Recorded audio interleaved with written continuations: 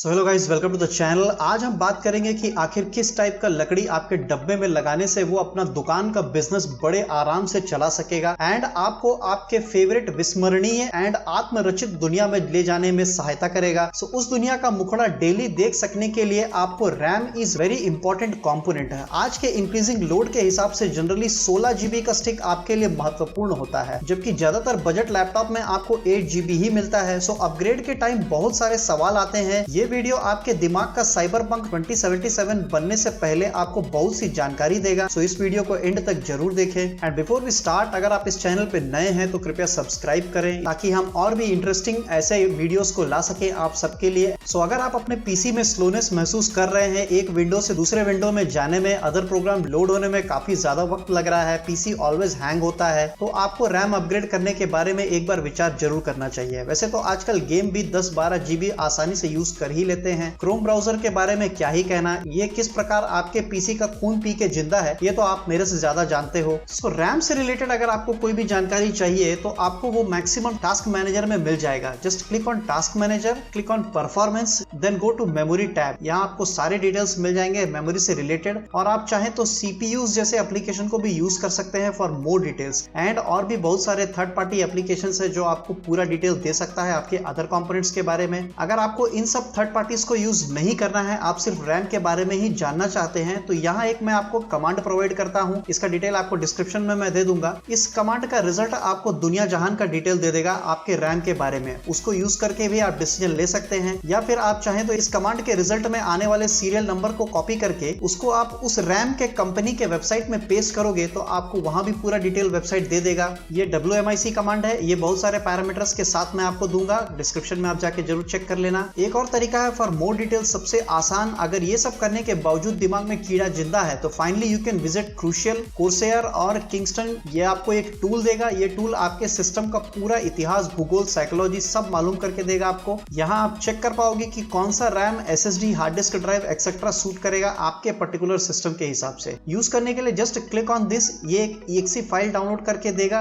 Run करो आप उसको, ये पूरे सिस्टम को स्कैन करेगा एंड रिजल्ट प्रोवाइड करेगा। ये परफेक्टली सेफ है, इसमें कोई टेंशन वाली बात नहीं है। यहाँ से आप अपने कंपोनेंट का डिटेल ले करके कोई भी रैम बाय कर सकते हैं। यहाँ आपको सजेशन भी मिल जाएगा रैम के बारे में। नाउ अब जब डिटेल्स मिल ही गया है तो इसको कैसे यूज करके परचेस कर सकते हैं आप, इसके बारे में भी जान लें। सो पहला पॉइंट इज DDR जनरेशन। सो ये काफी कॉमन है एंड क्लियरली विजिबल होता है लैपटॉप के कॉन्फ़िगरेशन में। बहुत सारे लोग आज भी कंफ्यूज हैं इसके बारे में। सो चेक कि किस जनरेशन का रैम स्टिक आपके डब्बे में लगा है। इज इट DDR3, DDR4, या फिर सिर्फ खाली पैकेट दे दिया है, अंदर कुछ भी नहीं है। फिलहाल तो हर जगह DDR4 ही फैला हुआ है, मार्वल एंड DC फैंस की तरह। DDR3 वाले होंगे शायद बहुत ही कम, बट होंगे भी तो वेंटिलेटर या ICU में एक्स्ट्रा चार्जेस दे करके होंगे। सो उस पर टाइम या पैसा खर्च करने का कोई मतलब नहीं बनता मेरे हिसाब से। उनका बुलावा कभी भी आ सकता है। DDR5 अभी आने वाला है, आई मीन बन गया है, बट शॉप्स में जनरल यूजर्स के लिए अवेलेबल नहीं है। सो उस पर दिमाग की नसों को जाम करने की जरूरत नहीं है। मे बी शायद नेक्स्ट ईयर से जरूरत पड़ जाए। याद रहे, हर जनरेशन का रैम एक दूसरे के साथ कंफर्टेबल नहीं होता है एंड ज्यादातर बोर्ड्स भी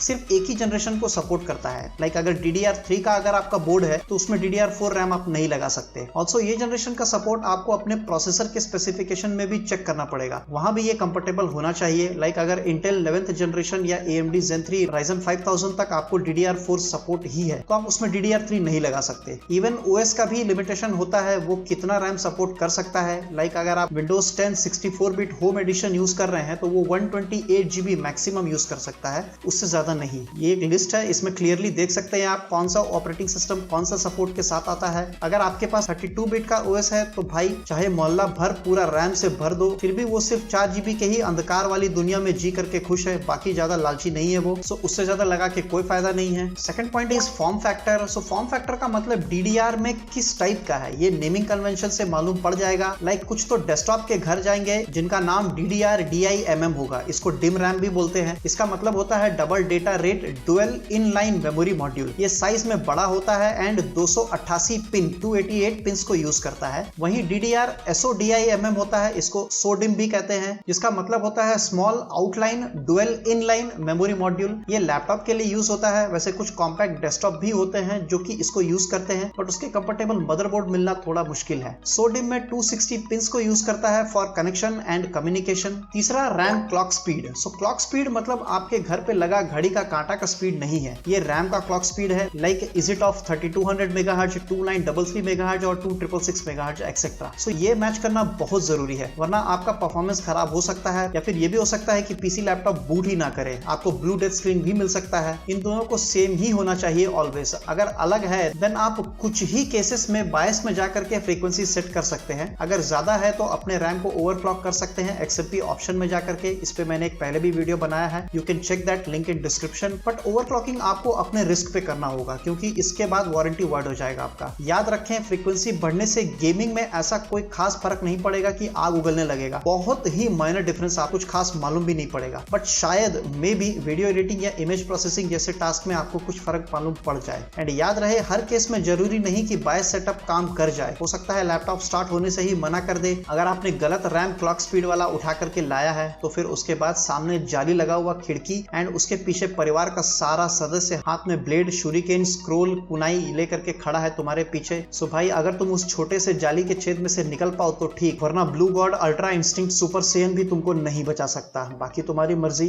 ऑल्सो रिमेंबर, ये भी CPU एंड मदरबोर्ड के लिमिट पे डिपेंड करता है। पता चला तुमने इंटेल 9th जनरेशन वाला लिया है एंड ट्राइंग 3200 मेगाहर्ट्ज, तो उस केस में आपका सिस्टम भी शामिल रहेगा आपके परिवार के साथ 220 वोल्ट का चार्जर वाला खुला वायर लेकर के। फोर्थ साइज, वैसे इसमें तो आप सब एक्सपर्ट हो ही गए होंगे अभी तक। जनरली आजकल हर CPU बोर्ड 16 GB तक सपोर्ट करता ही है आसानी से। हाँ, अगर 64 GB से ऊपर जाना है तो फिर आई गेस आपको एक बार अपने बोर्ड या CPU के वेबसाइट पे चेक कर लेना चाहिए कि भैया इतना सपोर्ट करेगा भी या नहीं, वरना पता चला अपनी नई दुल्हन के लिए तुमने नया हीरो का हार खरीदा एंड वो उसको पसंद नहीं आया, फिर तो लाखों भी गए एंड फिर भी गला सूखा। इसके बाद और कोई डिटेल इज नॉट रिक्वायर्ड आपको रैम परचेस के लिए। ऑल्सो डोंट गेट कंफ्यूज कि अगर आपके पास 1RX 8 का रैम है या फिर 1RX 16 का रैम है तो फिर एक दूसरे के साथ चलेगा या नहीं। You can use it both in your system. तो ये था कुछ जानकारी, इसमें कुछ लोगों का क्वेश्चन था। सो आज पूरी जांच पड़ताल के बाद आपके सामने मैंने अपना रिपोर्ट प्रस्तुत किया है। होप आपको समझ में आया होगा। अगर कुछ कंफ्यूजन है तो कमेंट करके हमें जरूर बताएं। फाइनली रिमेंबर, रैम डिसाइड करने में OS, प्रोसेसर एंड मदरबोर्ड का तीनों का बहुत ही बड़ा योगदान होता है। इस पे आप डिटेल जरूर चेक करके ही रैम परचेस कीजिएगा। सो ये था आज का video. That's it for now guys. Hope you learn something new today. If yes then please like, share and subscribe. Thanks for watching.